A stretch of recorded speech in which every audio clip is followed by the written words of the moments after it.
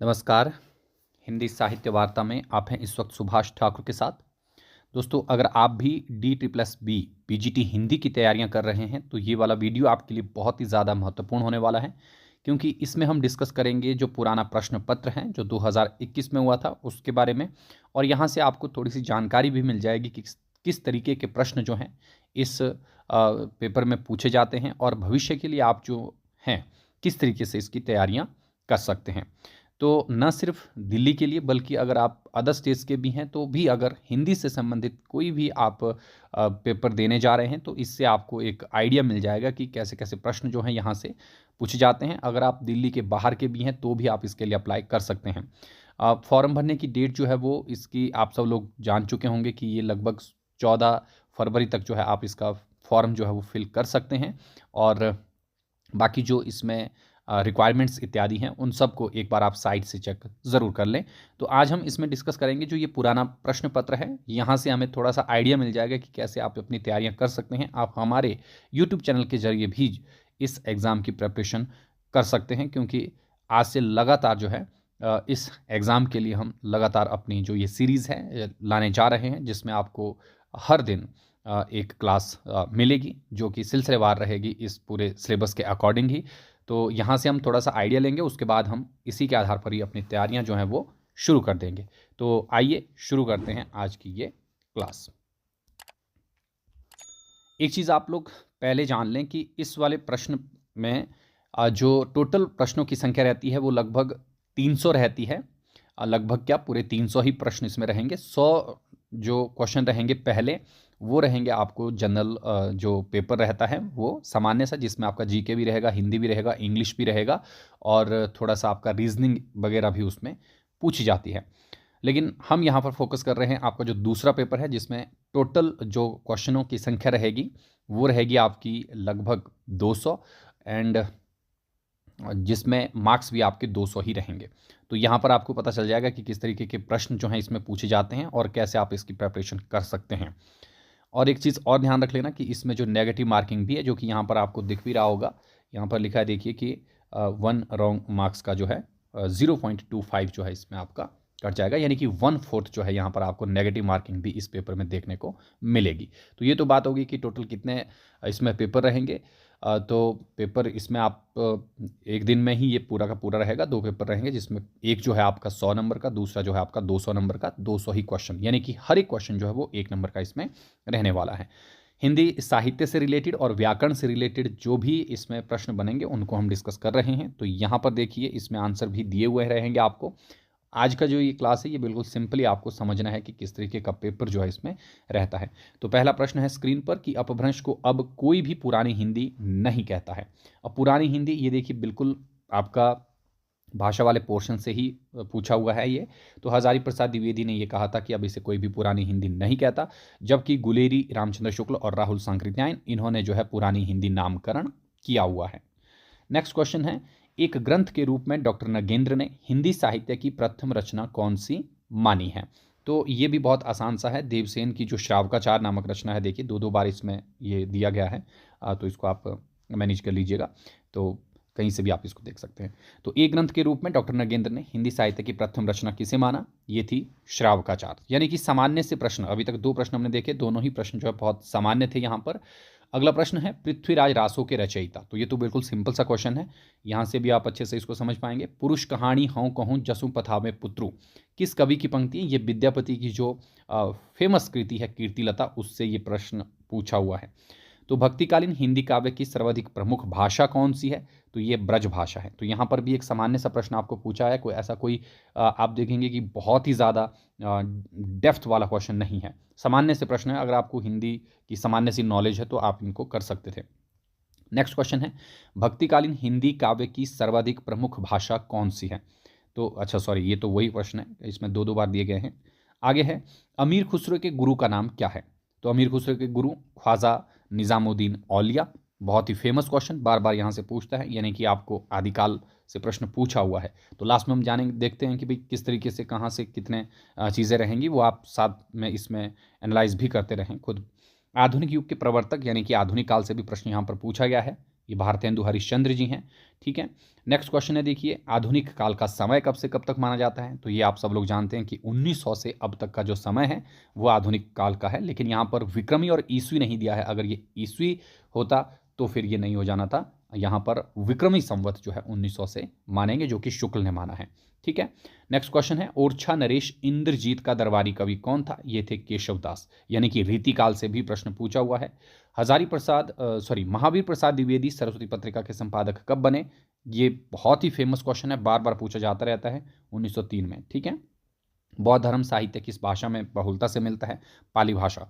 ठीक है, तो ये भी बहुत महत्वपूर्ण है, यहाँ से भी प्रश्न पूछा हुआ है, यानी कि आपको जो फर्स्ट यूनिट रहता है हिंदी साहित्य से रिलेटेड, या फिर आपका आदिकाल से आप देखते हैं जब भाषा वाला पोर्शन पढ़ते हैं वहाँ से। ठीक है, आदिकाल वीरगाथा काल का समय क्या रहा? 10वीं से 14वीं शती तक का जो समय माना जाता है, देखना, वो आदिकाल का समय रहा।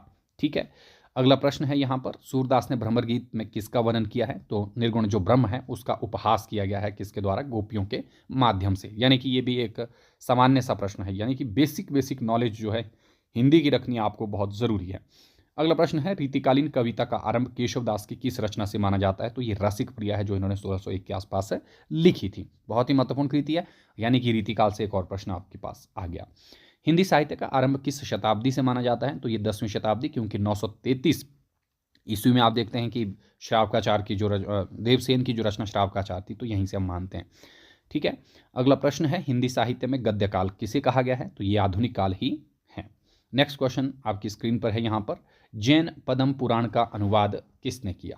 तो ये पंडित दौलत राम ने किया था। ये भी आप देखेंगे कि जो हिंदी के प्रारंभिक रूप से प्रश्न पूछा हुआ है, यानी कि यहाँ से भी आपको प्रश्न आता है।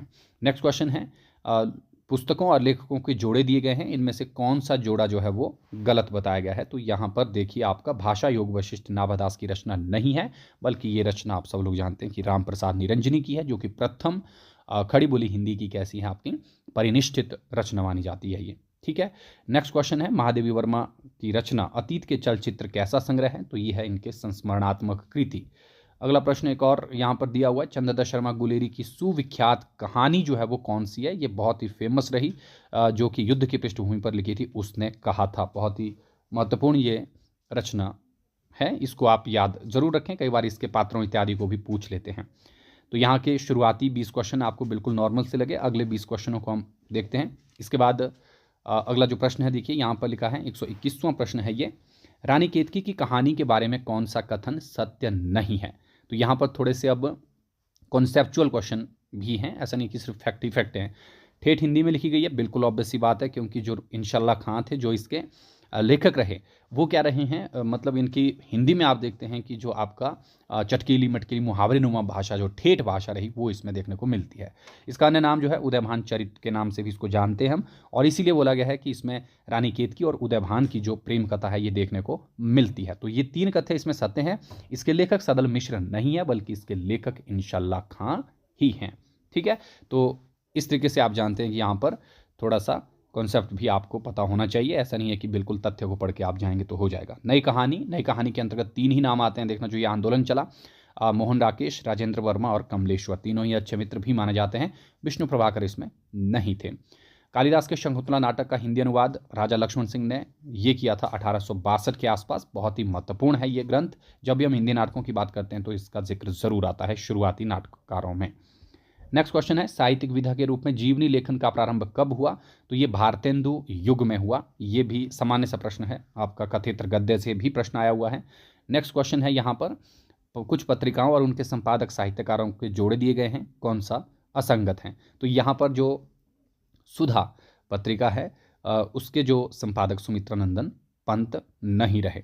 ठीक है, आपको बताना है कि कमेंट सेक्शन में कि कौन जो है सुधा पत्रिका के संपादक रहे थे। नेक्स्ट क्वेश्चन है यहाँ पर, नागार्जुन ने किस उपन्यास में कृषक जीवन के दुखों का वर्णन किया है? अब देखिए, उपन्यास यानी कि गद्य साहित्य से भी यहाँ पर प्रश्न पूछा हुआ है, और वो पूछा है उसकी किस चीज़ से, यानी कि विषय वस्तु से, कि कृषक जीवन किस उपन्यास का केंद्रीय विषय है? तो ये बलचनमा, बहुत ही महत्वपूर्ण है, 1948 में रचा गया उपन्यास। ठीक है, तूफानों के बीच रिपोर्टाज में लेखक रांगे राघव ने किस विषय वस्तु को चुना? तो ये बंगाल के अकाल पर था। ये बहुत ही महत्वपूर्ण बात है। तो यहाँ पर आप देखेंगे कि कथेत्र गद्य में जो आपका आ गया, यहाँ से भी प्रश्न आए हुए हैं। ठीक है, रिपोर्ताज से। हिंदी का पहला दैनिक समाचार पत्र, ये भी प्रश्न बार बार पूछा जाता है एग्जाम में, समाचार सुधा वर्षन, जिसके संपादक रहे श्याम सुंदर दास। ठीक है, वीर रस प्रधान रचना में कौन सा गुण प्रमुख होता है? तो यहाँ पर आप सब लोग जानते हैं, जहाँ पर भी वीरता की बात आती है तो वहाँ पर गुण हो जाता है आपका ओज। ठीक है, रैनी चढ़ी रसूल की सो रंग मौला के हाथ, जिसके कपड़े रंग दिए सो धन धनवा के भाग। ये जो पंक्तियां हैं किसकी हैं? अमीर खुसरो की। अमीर खुसरो आप देखते हैं, चाहे यूजीसी नेट हो या आपका पीजीटी टीजीटी कोई भी पेपर हो हिंदी से रिलेटेड, यहाँ से प्रश्न जरूर पूछा जाता है। यानी कि आपका जो आदिकाल है ये बहुत ही ज़्यादा महत्वपूर्ण है, इसको पढ़ना पड़ेगा। जायसी के काव्य का मुख्य विषय यानी कि भक्ति काल का जो प्रेमाख्यानक काव्य है वहाँ से, तो ये प्रेमाख्यानक ही है। कबीर के काव्य संकलन कबीर ग्रंथावली के रचनाकार कौन है? श्याम सुंदर दास। ठीक है, नेक्स्ट यहाँ पर सतसई किसकी रचना है? बिहारी। अगला प्रश्न है देखिए, द्विवेदी युग को जागरण काल नाम किसने दिया? तो ये थे डॉक्टर नगेंद्र। नेक्स्ट क्वेश्चन आता है, सूफी कवि जो है किस शाखा से संबंधित थे? तो ये प्रेमाश्री शाखा से ही रहे। तो ये सामान्य से प्रश्न यहाँ पर इसमें रखे गए हैं। धर्मदास किसके शिष्य थे? ये कबीर के शिष्य रहे। अगला प्रश्न है, किस ग्रंथ की सर्वाधिक टीकाएं? तो बिहारी सतसई पर माना जाता है कि सबसे ज़्यादा टीकाएं लिखी गई हैं, लेकिन यहाँ पर ऑप्शन में अगर रामचरितमानस होता तो सबसे ज़्यादा रामचरितमानस पर लिखी गई है, लेकिन मानस के बाद अगर किसी दूसरी रचना पर सबसे ज़्यादा टीकाएं मिलती हैं तो वो बिहारी सतसई हैं, जिस पर 50 से अधिक टीकाएं देखने को मिलती हैं। तो ये प्रश्न में ज़रूर देखना है आपको कि बिहारी सतसई और रामचरितमानस अगर दोनों एक साथ दिख जाएँ तो फिर कन्फ्यूजन हो सकती थी। वैसे यहाँ पर रामचरितमानस था नहीं। ठीक है, कविता कौमुदी के रचनाकार कौन है? तो ये रामनरेश त्रिपाठी। ये आप बिल्कुल शुरुआती जहाँ पर आप हिंदी साहित्य इतिहास लेखन परंपरा के बारे में पढ़ते हैं वहाँ से आपको ये प्रश्न पूछा हुआ है। ठीक है, तो बिल्कुल सामान्य से प्रश्न है, देखिए अभी तक कोई ज़्यादा आपको खास लगा नहीं। रचनाओं को व्यवस्थित क्रम में बोला था तो सबसे पहले रश्मि, सांदगी, दीपशिखा और सप्तपर्णा। इससे पहले अगर आपके आ जाएगा तो निहार। ठीक है, नेक्स्ट क्वेश्चन है आपकी स्क्रीन में, इनमें से कौन सी रचना नागार्जुन की रचना नहीं है? तो यहाँ पर है देखिए, प्यासी पथराई आंखें उसी की हैं, ऐसा भी हम क्या, ऐसे भी तुम क्या, हजार हजारों बाहों वाली, बुनी हुई रस्सी। बुनी हुई रस्सी जो है ये है आपका भवानी प्रसाद मिश्र की कृति, यानी कि आधुनिक काल के जो रचनाकार हैं। ठीक है, गद्य का ये आपका काव्य वाले पोर्शन से, वहाँ से भी प्रश्न पूछा हुआ है, खासकर आपका जो दूसरा सप्तक और तीसरे सप्तक के कवि हैं वहाँ से भी प्रश्न रहा है। तो अगले 40 प्रश्न ये थे, 20 प्रश्न सॉरी। अब इसके बाद देखिए आगे के जो प्रश्न हैं, प्रश्न संख्या 141। यहाँ पर क्या लिखा है? तरनी तनुजा तरतमाल तरुबर बहु छाए, झुके कूल सो जल परसन, हित मनु मनहु सुहाए। यह पंक्ति किसकी है? ये भारतेंदु हरिश्चंद्र की पंक्ति है। यहाँ पर तो पूछा पंक्ति किसकी है, कई बार पूछते हैं कि इस पंक्ति में कौन सा अलंकार है, ये आपके जहन में जरूर आता है ये प्रश्न, तो इसको भी आपको देखना पड़ेगा। ठीक है, यानी कि भारतेंदु तो बहुत फेमस राइटर है, तो पढ़ना तो पड़ेगा, यानी कि आधुनिक काल से यहाँ पर प्रश्न और रहा। फिर यहाँ पर बोला है कि आनंद कादम्बनी के सहायक संपादक का कार्य शुक्ल ने जो है वो कब से कब तक किया? तो 1903 से लेकर के 1908 तक, यानी कि जब दूसरी तरफ महावीर प्रसाद द्विवेदी सरस्वती पत्रिका के संपादक बने उसी समय जो है सह संपादक कौन रहे या सहायक संपादक शुक्ल जी बने, किसके? आनंद कादम्बनी। आनंद कादम्बनी मुख्य रूप से जो है इसके संपादक कौन रहे ये भी आपको बताना है कमेंट सेक्शन में, बहुत ही फेमस है ये, तो इसको पूछा जा सकता है। ठीक है, नेक्स्ट है यहाँ पर, कौन सी प्रेमचंद जी द्वारा लिखित निबंधात्मक कृति नहीं है? तो यह है चिंतामणि। चिंतामणि आप सब लोग जानते हैं शुक्ल की फेमस कृति है, तो निबंध से भी प्रश्न पूछा गया है। ठीक है, भारत के इतिहास का सही मूल्यांकन करना है तो हमें प्राचीन ग्रंथों का अध्ययन करना होगा। ये बात किसने कही थी? रामविलास शर्मा ने। तो रामविलास शर्मा एक प्रमुख समीक्षक हैं, इसको जरूर पढ़ना होता है हमें जब भी हम किसी एग्जाम की तैयारियां करते हैं। नीलू, नीलिमा, नीलोफर किसके द्वारा लिखित उपन्यास हैं? भीष्म साहनी। तो उपन्यास से संबंधित एक और प्रश्न है आपके सामने, एक साहित्य की डायरी, ये मुक्तिबोध की यूजीसी नेट के पाठ्यक्रम में भी शामिल ये कृति है। बिल्कुल सामान्य प्रश्न यहाँ पर पूछे हैं, कौन सी रचना किसकी है, इससे ही संबंधित। ठीक है, हजारी प्रसाद द्विवेदी को साहित्य एवं शिक्षा के क्षेत्र में पद्म भूषण पुरस्कार से कब सम्मानित किया गया था? तो ये था वर्ष 1957 में। ठीक है, अगला है यहाँ पर देखिए, कोठरी की बात कहानी संग्रह के रचयिता अज्ञे, यानी कि कहानियों से भी प्रश्न पूछा हुआ है। नेक्स्ट क्वेश्चन है, रजत शिखर और शिल्पी किसके द्वारा? ये पंत की कृतियां हैं, काव्य, इसका काव्य नाटक या आप ये कह सकते हैं गीति काव्य हैं इनके ये। ठीक है, अगला प्रश्न है आपकी स्क्रीन पर, निम्नलिखित विकल्पों में से कौन सा धर्मवीर भारती द्वारा रचित सुप्रसिद्ध नाटक है? तो ये तो बहुत फेमस है, अंधा युग। आपने बहुत बार इसको पढ़ा भी होगा, सुना भी होगा इसके बारे में, और इसकी जो यूट्यूब में आपको जो है इसका मंचन भी मिल जाएगा कि लोगों ने किया हुआ है। ठीक है, भारतेंदु के समय राजकाज और संभ्रांत वर्ग की भाषा क्या रही? तो ये फारसी भाषा थी, है ना। तो ये बहुत ज़रूरी प्रश्न है ये, आप भाषा वाले पोर्शन से ही समझ सकते हैं, पढ़ सकते हैं। अगर आपने हमारी पुरानी क्लासेस देखी होंगी, यूट्यूब पर पढ़ी हैं, तो जो HPPSC की तैयारियों के लिए हमने उसमें रखी थी, तो वहाँ से भी आप इसको समझ सकते हैं। नेक्स्ट है यहाँ पर अनामदास का पोथा किसके द्वारा लिखित उपन्यास है, तो ये हजारी प्रसाद द्विवेदी की महत्वपूर्ण कृति है और ये एक ऐतिहासिक उपन्यासकार हैं।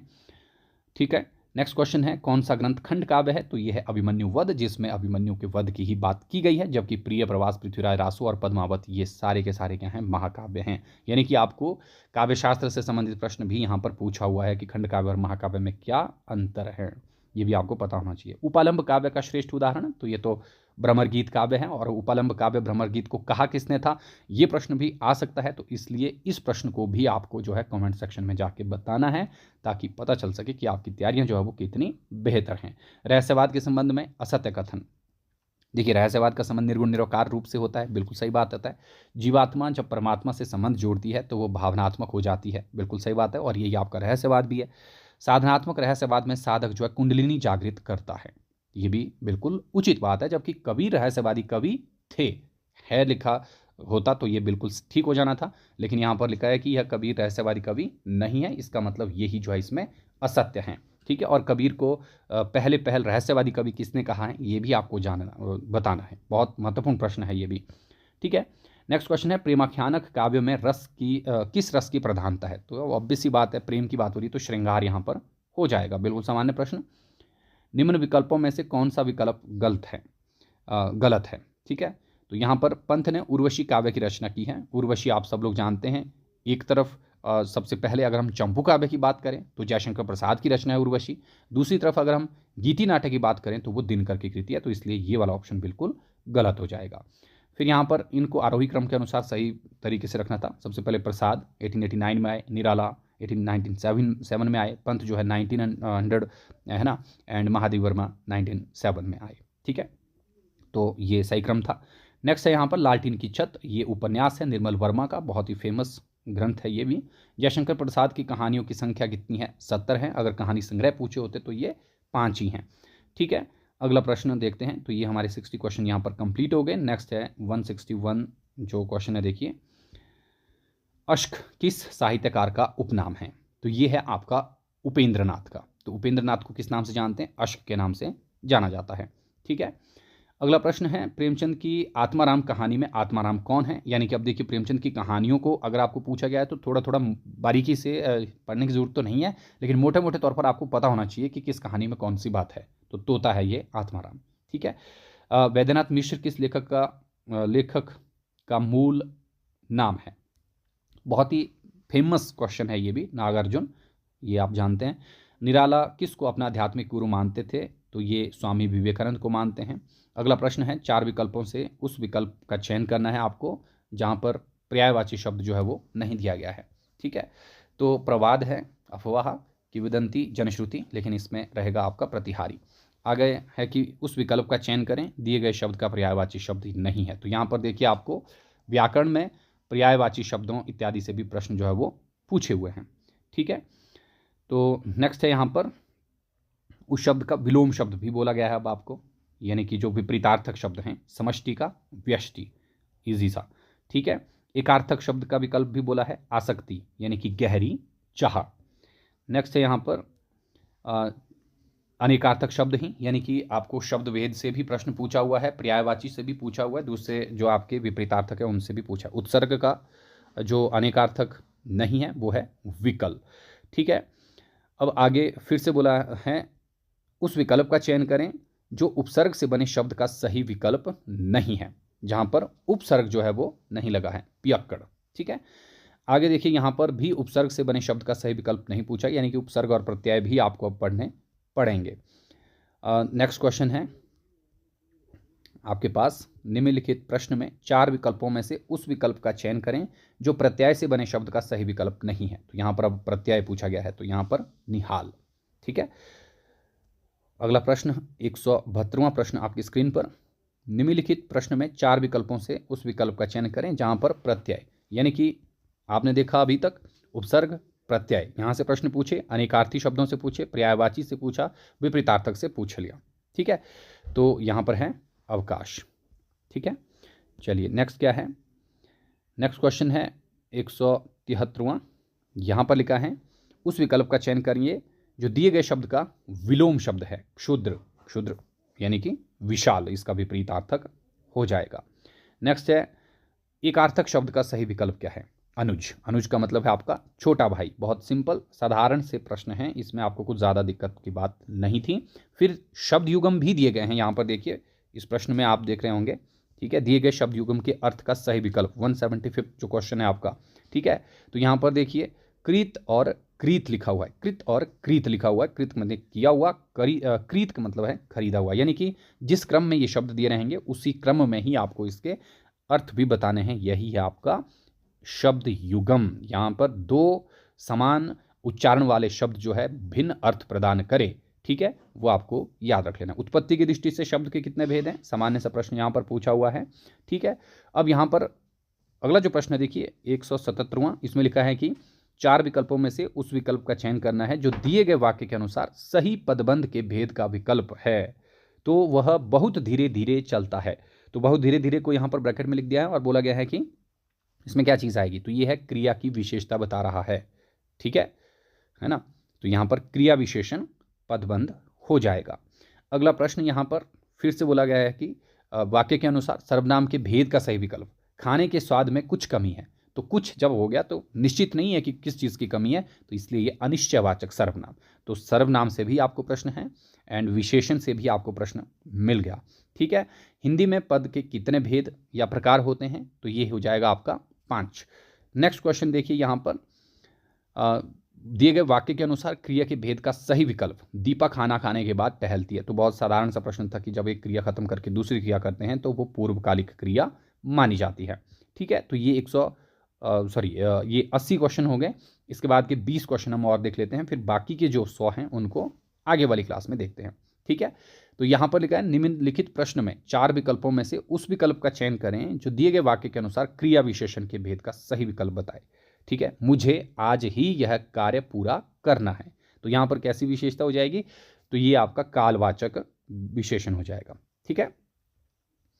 उसके बाद है यहाँ पर आगे देखिए निम्नलिखित प्रश्न में 4 विकल्पों से, अच्छा ये तो सेम क्वेश्चन वही है। नेक्स्ट है यहाँ पर 4 विकल्पों में से उस विकल्प का चयन करें जो भाववाचक संज्ञा के भेद का सही विकल्प नहीं है। तो भाववाचक लेख, तो लेख में किसी भी प्रकार का भाव नहीं है ना, तो इसलिए ये सही हो जाएगा। यानी कि संज्ञा से संबंधित प्रश्न भी आपके सामने अब आ गया।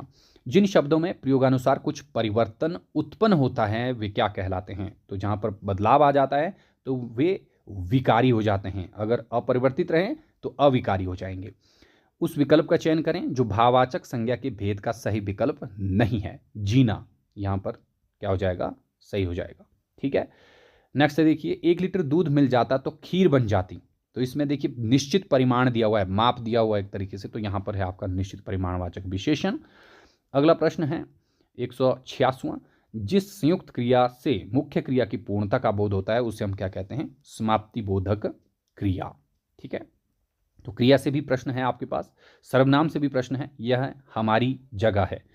तो जहाँ पर भी यह शब्द लगा रहता है तो वहाँ पर निश्चित है कि वो मतलब पर्टिकुलर किसी व्यक्ति विशेष से संबंधित हो। यहाँ पर निश्चयवाचक यानी कि निश्चित हो गया कि यह हमारी ही जगह है, ठीक है। निश्चयवाचक सर्वनाम यहाँ पर हो जाएगा।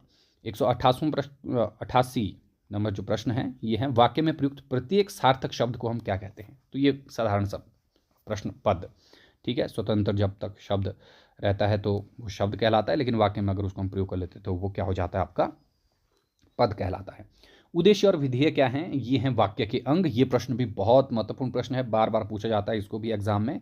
अगला प्रश्न है इसकी तलाशी लो और समान मिल जाएगा। यही आपका क्या है, संयुक्त वाक्य है। संयुक्त वाक्य का मतलब है जहां पर 2 स्वतंत्र वाक्य या 2 से अधिक स्वतंत्र वाक्य रहते हैं वो आपका संयुक्त वाक्य मिलता है। तो दोनों वाक्य अपने आप में क्या है, ये पूर्ण है। इसकी तलाशी लो, है ना, और समान मिल जाएगा, तो दोनों चीज़ें यहाँ पर कंप्लीट हो गई, ठीक है। नेक्स्ट है यहाँ पर शेर ने भूख से तड़पते हुए हिरन को छोड़ दिया। तो इसमें पूछा गया है कि उद्देश्य क्या है। अभी हमने पढ़ा कि वाक्य के 2 अंग होते हैं, एक उद्देश्य और विधेय। उद्देश्य होता है जिसके बारे में बताया गया हो, ठीक है, और विधेय होता है जो उद्देश्य के द्वारा किया गया कार्य है, ठीक है। तो यहाँ पर शेर जो है ये क्या है, आपका उद्देश्य है, ठीक है। नेक्स्ट क्वेश्चन क्या है आपके पास, निम्न विकल्पों में से मिश्र वाक्य को पहचानिए। तो मिश्र वाक्य ऐसा वाक्य जहां पर पहला उपवाक्य जो है दूसरे वाक्य पर क्या रहता है, आश्रित हो जाता है, उसको ही हम मिश्र वाक्य कहते हैं। ज्यों ही उसने दवा पी, देखिए इस वाक्य को पढ़ने के उपरांत हमारे मन में ये जिज्ञासा रही कि क्या हुआ, बस हो गया, ठीक है। अब अपने आप में कंप्लीट नहीं हुआ कि ज्यों ही उसने दवा पी, है ना, मतलब इसमें अभी पूरी बात है नहीं, अधूरी रह गई बात, तो ये दूसरे पर आश्रित है ना, कि दूसरी बात कहेगा तब समझ आएगा। जैसे मैंने उससे कहा कि वह मेरे साथ खेलने चले, तो देखिए उसने मुझसे कहा, और यहाँ पर ये कंप्लीट नहीं हुआ लेकिन बाद में ये कंप्लीट हो गया, तो ये वाक्य से संबंधित प्रश्न है, इसको आपको याद रख लेना है। नेक्स्ट क्वेश्चन फिर से मिश्र वाक्य को पहचानने के लिए बोला गया है। अच्छा, ये तो वही है, ठीक है। रचना के आधार पर वाक्य के कितने भेद हैं, 3 है। सरल संयुक्त मिश्र, ये तो साधारण सा क्वेश्चन था। आसमान में काले बादल छाए, ठीक है। विधेय क्या है इसमें, तो मैंने अभी बताया आपको कि आसमान यहाँ पर क्या हो जाएगा, उद्देश्य हो जाएगा जिसकी बात हो रही है, और वहाँ पर क्या हो गया, काले बादल छा गए, तो काले बादल छाना ही यहाँ पर क्या हो जाएगा, आपका विधेय हो जाएगा, ठीक है। विधान किस चीज़ का है भाई उसमें, यानी कि क्या चीज़ हो रही है, ओके, ये ध्यान रख लेना। निम्न प्रश्नों विकल्पों में से संयुक्त वाक्य को पहचानिए। अब यहाँ पर देखिए वाक्य से संबंधित बहुत सारे प्रश्न आए, तो वाक्य पर जरूरत थोड़ा सा फोकस करना जरूरी है, खासकर आपके जो रचना के आधार पर वाक्य के भेद हैं, 3 ही भेद हैं, उन तीनों भेदों में भी मिश्र और संयुक्त वाक्य को जानना ज़्यादा ज़रूरी है, वहाँ से ही प्रश्न जो है बार बार आया हुआ है। जहाज क्षतिग्रस्त हो गया पर यात्रियों को बचा लिया गया, यहाँ पर देखिए पहली बात में कंप्लीट हो गया पूरा कि जहाज तो क्षतिग्रस्त हो गया, अब इसमें किसी दूसरे वाक्य पर आश्रित नहीं रहा है। ये आगे लिखा है कि यात्रियों को भी बचा लिया गया, तो यहाँ पर ये वाक्य, दोनों वाक्य अपने आप में क्या हैं, क्लियर हैं, तो इसलिए ये संयुक्त वाक्य है। फिर से बोला गया मिश्र वाक्य को पहचानिए। शादी में जो प्रबंध है वह काफ़ी गलत है, तो यहाँ पर दोनों वाक्य जो है एक दूसरे पर ही आश्रित हैं, ठीक है। तो ये क्या हो गया, मिश्र वाक्य हो गया। महात्मा गांधी हमारे प्रिय नेता थे, इसमें विधेय क्या है इस वाक्य में, तो यहाँ पर प्रिय नेता, महात्मा गांधी उद्देश्य हो जाएगा, ठीक है। नेक्स्ट है यहाँ पर मिश्र वाक्य, फिर से पहचानिए। जैसे ही पढ़ाई खत्म हुई वैसे ही हम टहलने निकल गए, यानी कि एक दूसरे के ऊपर फिर से आश्रित हो गया आपके वाक्य। अब नेक्स्ट क्वेश्चन है आपके सामने यहाँ पर, जिस वाक्य में एक सरल वाक्य किसे कहते हैं, ये आखिरी प्रश्न है। यहाँ पर आप देखेंगे कि जिस वाक्य में एक उद्देश्य और एक ही विधेय रहता है वही आपका क्या कहलाता है, सरल वाक्य कहलाता है। तो ये आपके पास जो प्रश्न थे। अच्छा, एक क्वेश्चन और है यहाँ पर 200वां, निम्नलिखित में से उस विकल्प का चयन करें जो दिए गए शब्द के सही संधि विच्छेद का विकल्प है। सीमा प्लस अंत, तो यहाँ पर भी सीमांत हो गया। ये वैसे किस जो आपकी संधि का रूप है, तो ये आपकी दीर्घ संधि का रूप, ठीक है। ऐसे भी प्रश्न यहाँ पर नहीं पूछा है, लेकिन यहाँ पर सिंपली आपको पूछा गया है कि संधि विच्छेद का विकल्प आपको करना है कि कैसे जो है सीमांत को आप संधि विच्छेद करेंगे। तो ये टोटल 100 क्वेश्चन हमने देखे, जहाँ पर हमने हिंदी साहित्य की लगभग हर एक विधा से देखा, यानी कि हर एक यूनिट से आपने देखा, चाहे वो भाषा से रिलेटेड हो, चाहे फिर आपका वो आदिकाल, भक्तिकाल, रीतिकाल, आधुनिक काल से रिलेटेड हो, या फिर उपन्यास हो, निबंध हो, या फिर आपका समीक्षा हो, या फिर आपके रिपोर्टाज या कथेतर गद्य वाला कोई भी पोर्शन रहा हो, वहाँ से प्रश्न पूछे हुए हैं हर एक टॉपिक से।